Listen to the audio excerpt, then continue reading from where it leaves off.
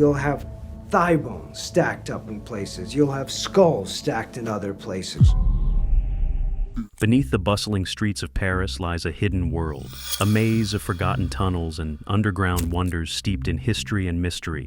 From secret quarries to cryptic cellars, these buried treasures hold stories of the city's past that few get to uncover. Let's journey below and reveal the secrets that lie just beneath the surface of the City of Light, the catacombs of Paris. The Paris catacombs are one of the most mysterious and macabre places in the world, attracting thousands of visitors each year. But only some people know their fascinating and eerie history. While they're named after the Roman catacombs, which were secret burial places for early Christians and Jews, Paris's underground labyrinth was created in the 18th century for a very different reason: to deal with dangerous sinkholes and overflowing cemeteries. Many of Paris's most famous buildings, like Notre Dame and the Louvre, were built with a special type of limestone mined just outside the city. But as Paris grew, it unknowingly expanded right on top of the old quarries, making the ground dangerously unstable. In 1774, disaster struck when a massive sinkhole on the Rue de l'Enfer, or Road to Hell, swallowed up houses, wagons, and people. The city was in chaos. To fix this, King Louis XVI ordered an inspection team to stabilize the mines, but they needed a lot of material, and fast. At the same time, Paris faced another grim problem: overcrowded cemeteries. Places like the Holy Innocents Cemetery had been used for over 500 years and were crammed with bodies. The dead were so tightly packed that gases from decomposing corpses seeped into nearby homes, causing people to fall sick. The stench was unbearable, and many believed the foul air, called miasmas, spread disease. By 1780, it was clear the cemeteries were a major health hazard. In 1785, the city came up with a dark but practical idea: move the remains of the dead into the underground mines. Over several months, workers transferred bones by torchlight, creating what would become the Paris catacombs, or the Empire of the Dead. More than 6 million skeletons were eventually stacked in hauntingly artistic patterns, with walls and archways made entirely of bones. The catacombs became a tourist spot in 1809, drawing everyone from thrill seekers to those mourning the chaos of the French Revolution. Today, only 1.5 kilometers of the catacombs are open to visitors, but the entire tunnel network stretches over 300 kilometers. While some areas are off limits, secret explorers, known as cataphiles, still sneak in to uncover hidden rooms, like the illegal underground cinema found in 2004. The catacombs are more than tunnels. They're a portal to the past. Deep beneath the bustling streets of Paris, time seems to stop. There's no cell service, no noise, just the eerie silence of history resting in the dark. If you're enjoying this journey through Paris's underground mysteries, don't forget to hit the like button and subscribe for more fascinating explorations. There's always another hidden story waiting to be uncovered. The Quarry Tunnels, Carrière Wellington. The Carrière Wellington is a fascinating museum in Arras, northern France, but its story goes far beyond what you'd expect from a typical museum. This place was once part of a huge underground network of tunnels used during World War I by the British forces and Commonwealth soldiers. The museum, which opened in 2008, tells the incredible story of the soldiers who dug these tunnels and fought in the Battle of Arras in 1917. Like many towns in northern France, Arras sits on top of vast chalk quarries. These quarries were used for centuries to provide stone for the town's buildings. By the start of the 20th century, the quarries had been abandoned. But during World War I, the British Army decided to use them again, this time as a secret weapon in the battle against the German forces. In 1916, the British forces in Arras needed a way to protect their troops from constant German shelling and to transport soldiers quietly to the front lines. They decided to link up the old quarries, creating a huge underground network. This network would be a safe place for soldiers to hide and rest before launching attacks. To make it happen, 500 miners from New Zealand, including Maori and Pacific Islanders, were brought in. These skilled miners were often recruited from the gold and coal mining regions of New Zealand. They worked side by side with British tunnelers, many of whom were coal miners and experts at digging tunnels. Some had even worked on the London Underground. These soldiers were called bantams, as they were smaller than the regular army's height requirements, but valuable for their mining skills. The work was incredibly dangerous. The Germans also had their tunnelers trying to sabotage the Allies' efforts. In fact, 41 New Zealand tunnelers lost their lives, and many others were injured. But despite the risks, the tunnel system they created was a marvel. It stretched 20 kilometers, 12 miles, from the town center to just in front of the German lines. The tunnels could house 20,000 soldiers and had everything needed for survival: electric lights, kitchens, running water, restrooms, and even a hospital. On April 9, 1917, the tunnel system was used. At dawn, explosives were set off to create openings in the tunnels, allowing thousands of soldiers to storm the German trenches. The surprise attack was a huge success, pushing the Germans back by 11 kilometers. But after heavy losses, the offensive slowed and was called off. After the war, the tunnels were sealed and forgotten, only to be rediscovered in 1990. Most of the tunnels are now unsafe, but a section around Carrière Wellington has been carefully restored and turned into the museum we see today. It's a powerful reminder of the incredible bravery and the harsh realities of war. Sewer system of Paris. Égout de Paris. The sewers of Paris have a fascinating history that's closely tied to the city's growth and changes. These underground tunnels have always played a crucial role in the city's development, especially when it comes to sanitation. By the end of the 18th century, Paris was struggling with disease, and its sewers became a crucial part of the effort to clean up the city. As the 19th century progressed and technology improved, the sewers evolved into a more efficient, organized network. They became a vital system,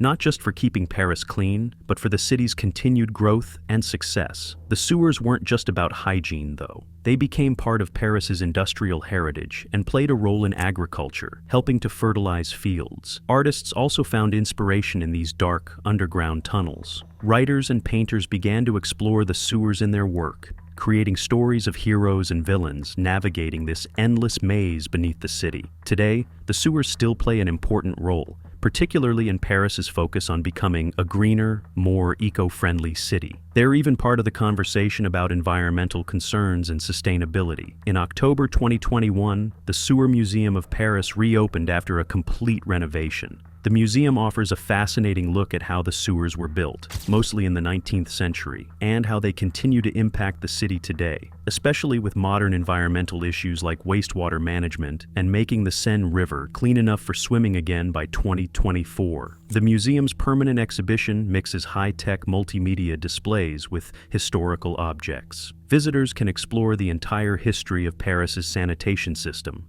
from Roman times to the present day. How did it start? Why was it necessary? How do the old systems work alongside modern technologies? And what's being done today to handle challenges like pollution and the recycling of wastewater? Visitors can walk through real working sewers, from smaller tunnels to larger systems, and see the machinery used to keep everything running smoothly. Guided tours, led by actual sewer workers, offer an insider's perspective on the everyday operations of Paris's sanitation system. The goal is to help visitors understand how the sewers work, and to raise awareness about pollution and environmental risks related to wastewater. The sewers of Paris have been around since 1370, with the first system built under Rue Montmartre. Over time, various French leaders, including Louis XIV and Napoleon III, expanded the system to meet the needs of a growing city. Modern upgrades in the 1990s ensured that Paris's sewer system remains one of the most advanced in the world. And thanks to their rich history, the sewers have also become a part of popular culture, appearing in novels like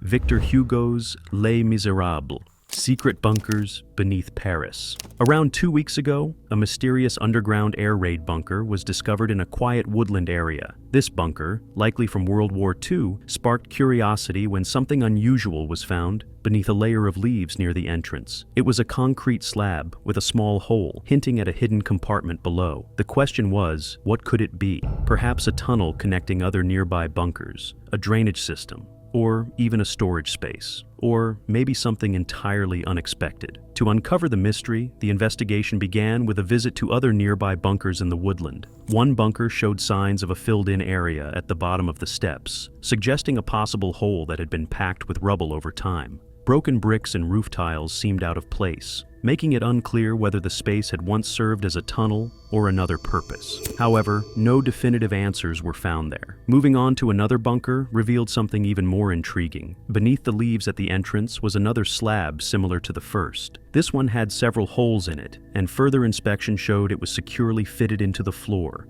possibly indicating drainage or ventilation purposes. Each discovery raised more questions than it answered, adding to the sense of mystery. Finally, the investigation returned to the original bunker with the concrete slab that started it all. Using a simple tool made from paracord and a nail, the slab was lifted to reveal a small brick-lined compartment beneath it. The bricks were arranged in a staggered pattern, and loose gravel filled much of the space. It strongly resembled a drainage system, though the exact purpose remains unclear. Could it have been for rainwater runoff, or even a food storage area? The size of the space seemed too small for much else. Despite the progress, the answers still need to be completed. Each bunker holds its secrets, with some features filled in or hidden by time. These structures, nestled in the woods, carry whispers of the past, leaving plenty for future explorers to ponder. The woodland shelters continue to guard their mysteries, offering glimpses into their history while keeping much hidden beneath their weathered surfaces. The search for answers continues, leaving questions that invite further exploration. Ancient tombs discovered under Paris's Notre Dame Cathedral. Beneath the ancient floor of Notre Dame Cathedral, a team of archaeologists uncovered an extraordinary trove of historical treasures hidden just centimeters below the surface. Among these remarkable finds were medieval tombs, fragments of ornate sculptures, and an eerie lead coffin shaped like a human body, buried at the very heart of the iconic monument. This unexpected discovery came during a dig conducted between February and April 2022, part of preparations to rebuild the cathedral's spire after the devastating fire of 2019. The archaeologists found pieces of the original 13th century rood screen, a grand partition that once separated the clergy from the congregation. These intricately carved fragments, some still bearing traces of their original color, included depictions of hands, faces, and plants. Most of the rood screens in Catholic churches were removed during the 16th and 17th centuries, but it seems portions of Notre Dame's were carefully buried during a 19th century restoration by architect Eugène Viollet-le-Duc. Among the standout discoveries was a stone-carved head, thought to represent Jesus, and another block showing Gothic-style details. These pieces offer a rare glimpse into the artistry and craftsmanship of medieval builders. Other parts of the rood screen remain buried beneath the floor, safely preserved for potential future excavation. Equally fascinating is the lead casket, likely dating back to the 14th century, and believed to hold the remains of a high-ranking church official. A small camera inserted into the coffin revealed plant material near the head, strands of hair, and fragments of fabric. No plaque or marker identifies the occupant, adding an air of mystery to the find. Experts plan to conduct DNA tests and further analysis, treating the human remains with the utmost respect. The excavation also revealed remnants of a 19th century heating system and a curious network of masonry pipes beneath the floor, showcasing yet another layer of the cathedral's history. Notre Dame, which has stood for over 850 years, is one of Paris's most beloved landmarks. Its restoration is on track to reopen by 2024. Meanwhile, these newfound treasures offer a powerful reminder of the cathedral's enduring legacy, its many secrets still waiting to be unearthed. Each discovery adds a deeper understanding of the stories carved into its stones, woven into its floors, and buried in its heart. Carrière des Capucines, a limestone quarry. Hidden beneath Paris lies a fascinating medieval limestone quarry known as Les Carrières des Capucins. Stretching over 1.2 kilometers and sitting 18 meters underground, this maze of galleries tells a story of centuries-old craftsmanship and history. Once located beneath the former Capuchin novitiate, it now rests under the Cochin Hospital and parts of the Boulevard Port Royal and Rue de la Santé, spanning the 5th, 13th, and 14th arrondissements. The quarry dates back to the 12th century, when Parisians began mining limestone to build the city's grand structures. For hundreds of years, workers dug deep into the earth, chasing high-quality stone. By the 18th century, as the stone ran out, these quarries were abandoned, leaving behind a dangerous network of voids beneath the city. Collapses became alarmingly common, even swallowing streets and buildings. This led King Louis XVI to establish the quarry's general inspection in 1776 to stabilize and map these underground chambers. What survives today in the Capuchin Quarry is partly thanks to their efforts. The site, maintained by a dedicated group of volunteers, isn't easily accessible. Guided tours happen only occasionally and are reserved for small groups. Visitors descend 200 steps into a cool, humid labyrinth lit only by torchlight. Here, the underground mirrors the city above, with galleries following old streets long erased from the surface but preserved below, complete with stone street signs from the 18th and 19th centuries. Some bear inscriptions or monograms from quarry inspectors, and others even reference historical events. During the French Revolution, the fleur-de-lis, a royal emblem, was deliberately removed from many stones, but a few remain hidden in these tunnels. There's also the Capuchin's Fountain, carved in 1810 to measure the area's water table. This unassuming water basin was the first underground monument in France to be named a historical monument. Adding to the intrigue are sculptures created by the volunteers, including a replica of the Scala Philosophorum, a symbol tied to Notre Dame, which was built with stone from these quarries. To bring the past alive, mannequins dressed as quarry workers and monks stand watch in the galleries, adding a whimsical touch to this secretive, historical treasure beneath the bustling streets of Paris. Paris's Canal Saint-Martin. The Canal Saint-Martin is one of Paris's hidden gems, winding its way through the city for 4.6 kilometers. This charming waterway links the Canal de l'Ourcq to the Seine, with almost half of it running underground. Beneath the bustling streets between Rue du Faubourg du Temple and Place de la Bastille, the canal disappears into tunnels, only to re-emerge in the Port de l'Arsenal. Its secretive nature adds to its mystique, drawing both locals and visitors to its banks. The canal's story begins in the early 19th century when Gaspard de Chabrol, a Paris prefect, envisioned a way to bring fresh water into the city. Napoleon Bonaparte approved the plan in 1802, and by 1825, the canal was complete. It was designed to improve public health by providing clean water and cleaning the streets while also serving as a route for transporting goods like grain and building materials. Two major ports, Port de l'Arsenal and Bassin de la Villette, were created to handle the bustling traffic. To fund the project, a tax on wine was introduced, a cost Parisians likely grumbled about over their evening glasses. For years, the canal was vital to Paris, but by the 1960s, its use had declined so dramatically that it came close to being filled in and turned into a highway. Thankfully, it survived, and today it thrives as a beloved spot for relaxation and exploration. The canal's route begins at the Bassin de la Villette, where it enters through a double lock near Place de Stalingrad. As it flows toward the Seine, the canal is lined with lively quays, Quai de Valmy and Quai de Jemmapes, before slipping into its famous tunnels. These hidden passages, known as the voûtes of Temple, Richard Lenoir, and Bastille, add a touch of mystery before the canal emerges triumphantly at Port de l'Arsenal. Nowadays, the Canal Saint-Martin is a vibrant destination. Visitors enjoy cruises that pass through its locks and under its iconic iron footbridges, while locals relax at the many trendy bars and restaurants along its open banks. It's also a favorite spot for students, giving the canal a youthful, lively energy. A walk along this historic waterway feels like stepping into a storybook version of Paris, full of charm, character,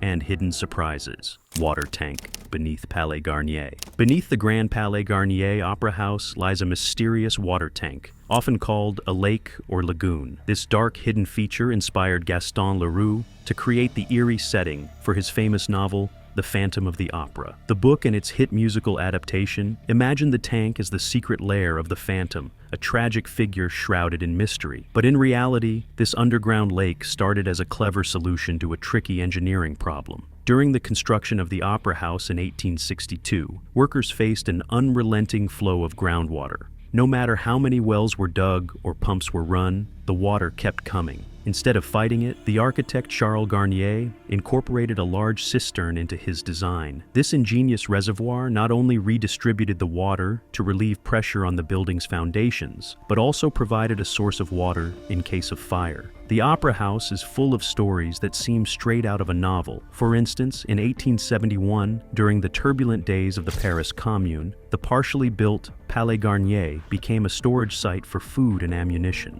Its strategic location near Place Vendôme made it a key spot for the rebels. Once the French army regained control, construction resumed. Later, in 1907, a time capsule containing recordings of opera singers was buried in the building's cellar, further adding to its mystique. Leroux, who was both a crime reporter and a theater critic, wove these real events into his tale. He even claimed that a disfigured architect named Eric was discovered beneath the opera house, though no evidence supports this. However, during the early 1900s, when Leroux was writing The Phantom of the Opera, bodies from the Commune era were occasionally unearthed in Paris, possibly sparking the gruesome elements of his story. Today, the lake is mostly sealed off, with only a small grate hinting at its existence. The cellars above it, once imagined as the Phantom's domain, now house technical rooms. Firefighters use the dark waters for rescue training, keeping the space alive in a practical, if less romantic way. The Palais Garnier continues to intrigue, with its underground secrets seamlessly blending reality and legend.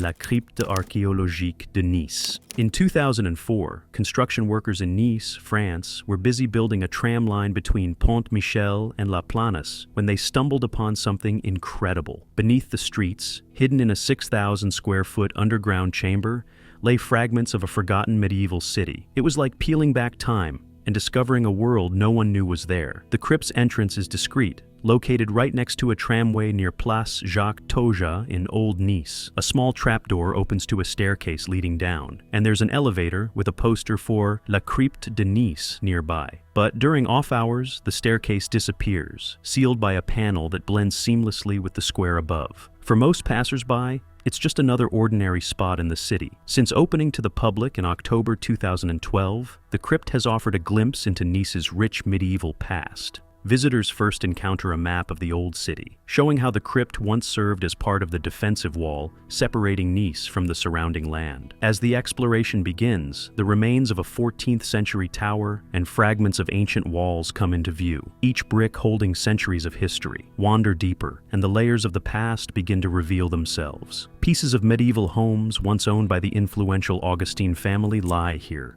alongside sections of an aqueduct that supplied water to the Sardinian king's palace. There's even a bridge that once connected Nice to Turin, Italy, and traces of a 17th century moat built to protect the independent city from French invasions. Plaques with illustrations throughout the crypt offer a glimpse into what life might have been like in this underground city. But even without the images, the sight of these well-preserved structures is enough to transport visitors to another era. Above, modern-day pedestrians stroll the busy streets of Nice, likely unaware of the fascinating history just 20 feet below their feet. The crypt is a hidden gem, a time capsule of a medieval world preserved underground. It reminds us that even the most ordinary places can hold extraordinary secrets, waiting for the right moment to be uncovered. Historic wine cellar of Strasbourg Hospital. Beneath the hospital civil in Strasbourg lies a treasure not made of gold or jewels, but something equally rare: the world's oldest barrel of wine, dating back to 1472.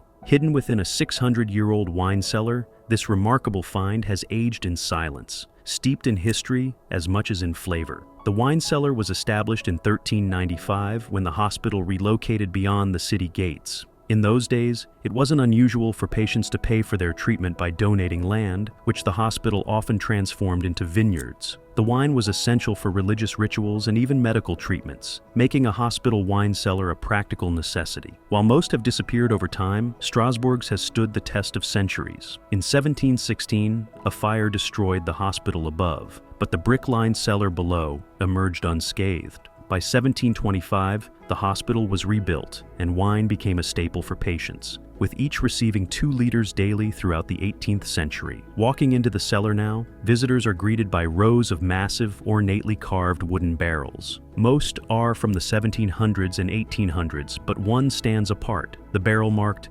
1472. Behind a protective gate, it holds 450 liters of what is thought to be the oldest barrel-aged wine in the world. This wine has only been tasted 3 times in over 550 years. It was first poured in 1576 to welcome a Swiss delegation, then in 1716 following the devastating fire, and lastly in 1944 to celebrate Strasbourg's liberation during World War II.